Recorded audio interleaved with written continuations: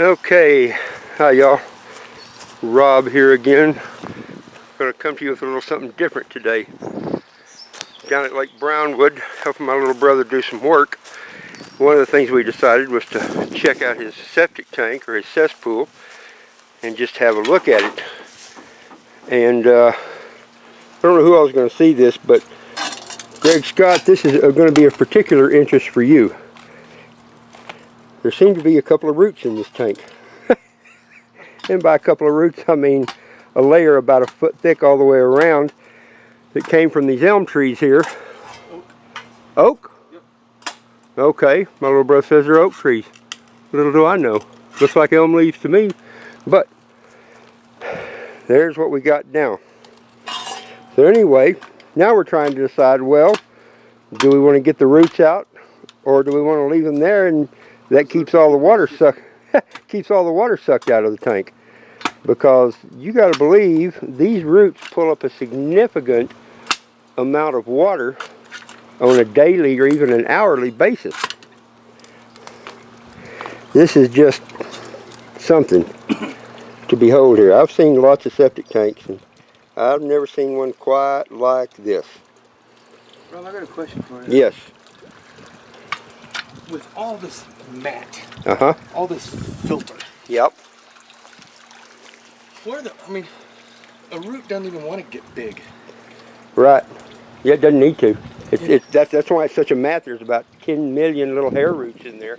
The little feeder roots that actually pull the water out of the ground, or in this case. Which also would filter the leach lines, right?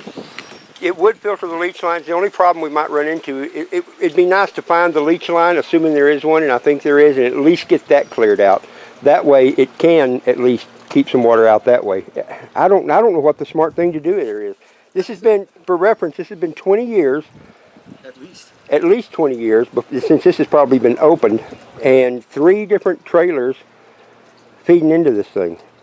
And nobody's ever had a blocked line that I know of, which is slightly surprising, but why would they? Why is that water continually running? I know they were taking it. Probably there was a toilet leaking. Anyway, though, that's it. I just figured I'd share this with everybody. It's one of those interesting things. Greg Scott, I'm going to make sure you see this when I get where I've got cell service and internet service again, because I'd like your take on this. You're the professional. And anybody else that has some thoughts on this, too, would be nice. So anyway, there we go. Wish us luck.